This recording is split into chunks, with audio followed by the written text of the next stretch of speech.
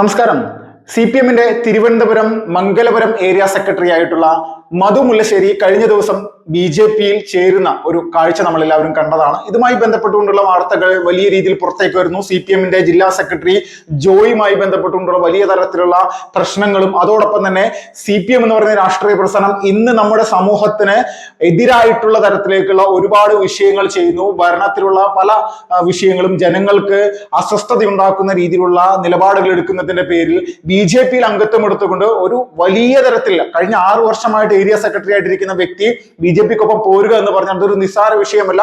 ഇതിന് പിന്നാലെ അദ്ദേഹത്തിന്റെ മകൻ മിഥുൻ മുല്ലശ്ശേരി DYFIയുടെ എല്ലാ ചുമതലകളും വിട്ടൊഴിഞ്ഞുകൊണ്ട് ഇപ്പോൾ BJP-യിൽ പ്രവേശിച്ചിരിക്കുന്ന ഒരു കാഴ്ചയാണ് ഇപ്പോൾ കാണാൻ സാധിക്കുന്നത്. പ്രധാനമായിട്ട് കേരളത്തിൽ അങ്ങോളം ഇങ്ങോളം എല്ലാ സ്ഥലങ്ങളിലും ഇടതുപക്ഷ രാഷ്ട്രീയ പ്രസ്ഥാനങ്ങളിൽ നിന്ന് നിരവധി ആളുകൾ BJP-ക്കൊപ്പം ചേർന്നുകൊണ്ടേയിരിക്കുകയാണ്. പാലക്കാട് BJP-യുടെ പരാജയത്തോടു കൂടി കേരളത്തിൽ BJP കെട്ടടങ്ങിപ്പോയി, ഇനി മുന്നോട്ട് പോകില്ല, മോദിജിയുടെ പ്രവർത്തന പദ്ധതികളൊന്നും കേരള ജനത ഒരു തരത്തിലും അംഗീകരിക്കില്ല എന്ന് നിരന്തരമായിട്ട് പറഞ്ഞുകൊണ്ടിരിക്കുന്ന ആളുകൾക്ക് ശക്തമായിട്ടുള്ള ഒരു തിരിച്ചടിയായിട്ട് തന്നെ വേണം ഇത് കാണാനായിട്ട്.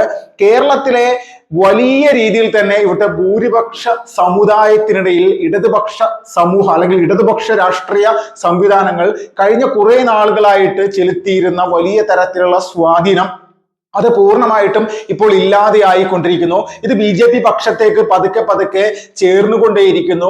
ന്യൂനപക്ഷ പ്രീണനം എന്ന് പറയുന്ന സംവിധാനം അതിന്റെ ഒരു കൊടുമുടിയിലേക്ക് തന്നെ എത്തിയിട്ട് കേരളത്തിൽ ഈ പറയുന്ന സംവിധാനങ്ങളുടെ ഇഷ്ടപ്രകാരമുള്ള രീതിയിൽ മാത്രമേ CPM-ഉം അതോടൊപ്പം തന്നെ കോൺഗ്രസും ഒക്കെ മുന്നോട്ട് പോവുകയുള്ളൂ എന്നുള്ള രീതിയിലേക്കുള്ള കാര്യങ്ങൾ പൂർണ്ണമായിട്ട് ഇങ്ങനെ നിരന്തരമായിട്ട് നടപ്പിലാക്കുന്ന സാഹചര്യങ്ങൾ ഇടതുപക്ഷ പ്രസ്ഥാനങ്ങളിലെ സഖാക്കന്മാര് മനസ്സിലാക്കിയിട്ട് ദേശീയതക്കൊപ്പം ചേർന്നുകൊണ്ട് പ്രവർത്തിക്കാനുള്ള ഒരു മാനസികാവസ്ഥയിലേക്ക് കാര്യങ്ങൾ പോയിക്കൊണ്ടിരിക്കുകയാണ്. അപ്പൊ ഇതുമായി ബന്ധപ്പെട്ടുകൊണ്ട് തന്നെയുള്ള ഒരുപാട് വാർത്തകൾ കഴിഞ്ഞ കുറെ ദിവസങ്ങളായിട്ട് ഇപ്പോൾ മുന്നോട്ട് വന്നുകൊണ്ടേയിരിക്കുകയാണ്. അപ്പൊ എത്രത്തോളം വലിയ രീതിയിലുള്ള പ്രതിസന്ധിയിലേക്ക് CPM എന്ന് പറയുന്ന രാഷ്ട്രീയ പ്രസ്ഥാനം ഇപ്പോൾ മുന്നോട്ട് പോകുന്നു എന്നുള്ളത് നമുക്ക് മനസ്സിലാക്കാം. ഇത് സംഭവിക്കുന്നത് ത്രിപുരയിലോ പശ്ചിമ ബംഗാളിലോ അല്ല. CPM എന്ന് പറയുന്ന രാഷ്ട്രീയ പ്രസ്ഥാനത്തിന് വലിയ രീതിയിൽ സ്വാധീനമുള്ള കേരളത്തിലാണ് ഇതുപോലെ നിരന്തരമായിട്ടുള്ള കൊഴിഞ്ഞുപോക്ക്.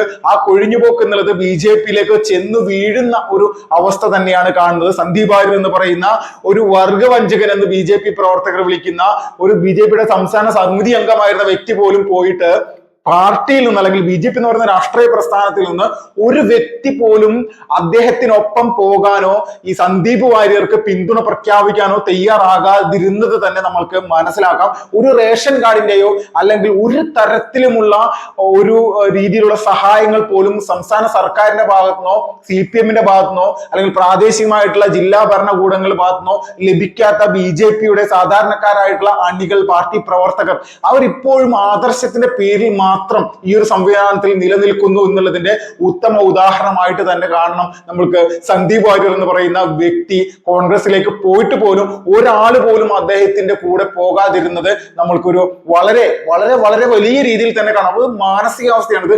വർഷങ്ങളോളം RSS എന്ന് പറയുന്ന പ്രസ്ഥാനത്തിലൂടെ പ്രവർത്തിച്ചു വന്ന സാധാരണക്കാരായിട്ടുള്ള ആളുകൾ അവർ രാഷ്ട്രീയ പ്രവർത്തനം നടത്തുന്നത് രാഷ്ട്രത്തിന്റെ ക്ഷേമത്തിനും രാഷ്ട്രത്തിന്റെ പുരോഗതിക്കും വേണ്ടി മാത്രമാണെന്നുള്ളത് ആണയിട്ട് പറയുന്ന തരത്തിലേക്കുള്ള നിലപാടുകൾ തന്നെയാണ് എടുത്തുകൊണ്ട് ഓരോ ദിവസവും മുന്നോട്ട് പോയിക്കൊണ്ടിരിക്കുന്നത്. ഒരു തിരഞ്ഞെടുപ്പിൽ പരാജയപ്പെട്ടു കഴിഞ്ഞാൽ ആ തിരഞ്ഞെടുപ്പിൽ ഉണ്ടായ വിഷയങ്ങൾ അല്ലെങ്കിൽ തങ്ങൾക്ക് എവിടെയാണോ തിരിച്ചടി സംഭവിച്ചിരിക്കുന്നത് അത് കൃത്യമായിട്ട് പരിശോധിച്ചുകൊണ്ട് ഘട്ടം ഘട്ടമായിട്ട് വോട്ട് വർധന ഉണ്ടാക്കുകയും അതിലൂടെ വിജയം കാണുക എന്നുള്ള നിലപാടെടുക്കുകയും ചെയ്യുന്ന ഭാരതീയ ജനതാ പാർട്ടിയുടെ രാഷ്ട്രീയ പ്രവർത്തനം ഇന്ത്യ മഹാരാജ്യത്തെ മറ്റ് രാഷ്ട്രീയ പാർട്ടികൾ മാതൃകയാക്കേണ്ടി വരുമെന്നതിൽ തർക്കമില്ല. നമ്മൾക്ക് മനസ്സിലാക്കാൻ സാധിക്കും, രാജ്യത്ത് CPM എന്ന് പറയുന്ന രാഷ്ട്രീയ പ്രസ്ഥാനത്തിന് നിരവധി MP-മാർ അയോധ്യയിൽ നിന്ന് പോലും ഇടതുപക്ഷത്തിന്റെ ഏറ്റവും പ്രധാനപ്പെട്ട രാഷ്ട്രീയ പ്രസ്ഥാനമായിട്ടുള്ള CPIക്ക് പോലും MP ഉണ്ടായിരുന്ന കാലഘട്ടം ഉണ്ടായിരുന്നു. ഇതേ സാഹചര്യം തന്നെ നമ്മൾക്ക് മനസ്സിലാക്കാൻ സാധിക്കും. വാജ്പേയി അധികാരത്തിൽ അല്ലെങ്കിൽ ആദ്യമായിട്ട് വരുന്നതിന് തൊട്ട് മുന്നോടിയായിട്ടെല്ലാം വളരെ ശോചനീയമായിട്ടുള്ള അവസ്ഥയിൽ കേവലം 2 സീറ്റുകളിൽ പോലും ഒതുങ്ങിക്കൊണ്ട് പാർലമെന്റിൽ മറ്റ് രാഷ്ട്രീയ പ്രസ്ഥാനങ്ങളുടെ അല്ലെങ്കിൽ ഇവിടുത്തെ കമ്മ്യൂണിസ്റ്റ് പ്രസ്ഥാനങ്ങളുടെ എല്ലാം പരിഹാസങ്ങൾ ഏറ്റുവാങ്ങേണ്ടി വന്ന സാഹചര്യത്തിൽ പോലും 1% പോലും എവിടെയും അടിപതറാതെ മുന്നോട്ട് മുന്നോട്ട് മുന്നോട്ട് എന്നുള്ള രീതിയിലേക്ക് കൃത്യമായിട്ട് വലിയ രീതിയിൽ വോട്ടിംഗ് ശതമാനം വർദ്ധിപ്പിച്ചുകൊണ്ടും പുതുതായിട്ട് സംസ്ഥാനങ്ങൾ പിടിച്ചുകൊണ്ടും പ്രതിപക്ഷ സ്ഥാനങ്ങളിലേക്ക് എത്തിക്കൊണ്ടും അതോടൊപ്പം തന്നെ രാഷ്ട്രത്തിന്റെ അധികാരത്തിലേക്ക് നിരന്തരമായിട്ട് പടിപടിയായിട്ട് എത്തിയത് വർഷങ്ങളോളം ഇവിടുത്തെ സാധാരണക്കാരായിട്ടുള്ള പ്രവർത്തകർ 1% പോലും ഒരു പ്രലോഭനങ്ങളിലും പോയിപ്പെടാതെ രാഷ്ട്രം അല്ലെങ്കിൽ ഈ രാഷ്ട്രത്തിന്റെ ധർമ്മം, സനാതന ധർമ്മം, ഹിന്ദുത്വം ഇത് സംരക്ഷിക്കേണ്ടിയിരിക്കുന്നു, ഇത് മാത്രമാണ് നമ്മുടെ രാഷ്ട്രം, നമ്മുടെ രാജ്യത്തെ ലോക രാജ്യങ്ങളുടെ മുന്നിലേക്ക് എത്തുന്ന സമയത്ത് അവിടെയെല്ലാം തലയുടെ മുകളിലേക്ക് എത്തിക്കാൻ വേണ്ടി രാഷ്ട്രത്തെ പരം വൈഭവത്തിലേക്ക് എത്തിക്കുക എന്നുള്ള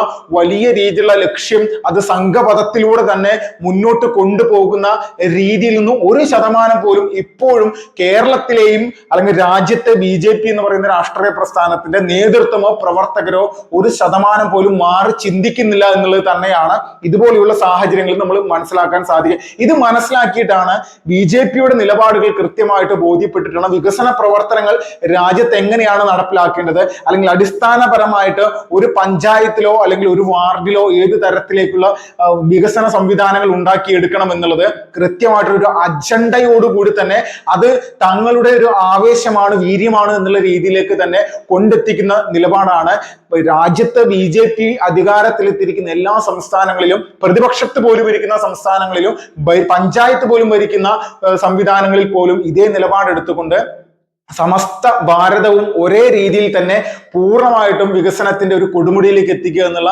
നിലപാടിലൂടെയാണ് മുന്നോട്ട് പോകുന്നത്. അപ്പോൾ ഇതിനിടയിൽ ഇടതുപക്ഷവും കോൺഗ്രസും ഒക്കെ വലിയ തരത്തിൽ വർഗീയതയുടെ പേര് പറഞ്ഞ് പൊട്ടിക്കരഞ്ഞുകൊണ്ട് അലറി വിളിച്ചുകൊണ്ട് തെരുവോരങ്ങളിൽ നിന്ന് കുരക്കുന്ന രീതിയിലുള്ള കാര്യങ്ങൾ മാത്രമാണ് നമ്മൾ കണ്ടുകൊണ്ടിരിക്കുന്നത്.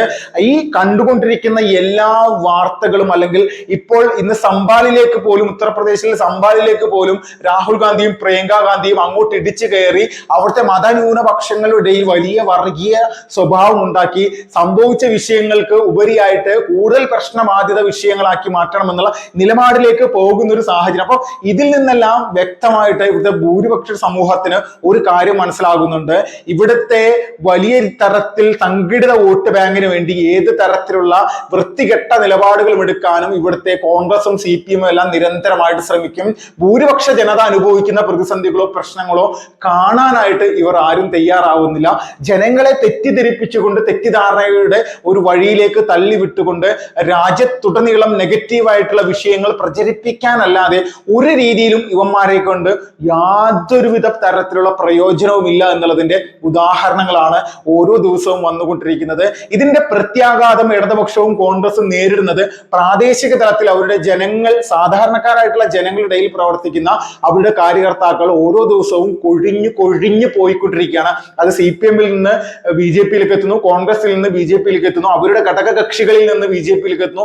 ഇത് നിരന്തരമായിട്ട് വന്നുകൊണ്ടിരിക്കുമ്പോൾ ചരിത്രപരമായിട്ടുള്ള ഒരു വിജയത്തിലേക്ക് കേരളത്തിൽ BJP മാറിക്കൊണ്ടിരിക്കും. BJP ടാർഗറ്റ് ഇട്ടിരിക്കുന്ന പ്രധാനപ്പെട്ട ആ ഒരു ലക്ഷ്യത്തിലേക്ക് വലിയ രീതിയിൽ അത് കടന്നെത്തുന്ന തരത്തിലേക്കാണ്, അധികാരം എന്ന് പറയുന്ന സംവിധാനത്തിലേക്ക് എത്തുന്ന രീതിയിലേക്കുള്ള ഒരു പോക്കാണ് ഇപ്പോൾ BJP-യുടെ ഭാഗത്ത് നിന്ന് ഉണ്ടായിക്കൊണ്ടിരിക്കുന്നത്. ഇതിനെ തടയാനായിട്ട് കോൺഗ്രസിനോ CPM-നോ ഒന്നും സാധിക്കുന്നില്ല എന്നുള്ളത് പച്ചയായിട്ടുള്ള ഒരു സത്യം മാത്രമാണ്.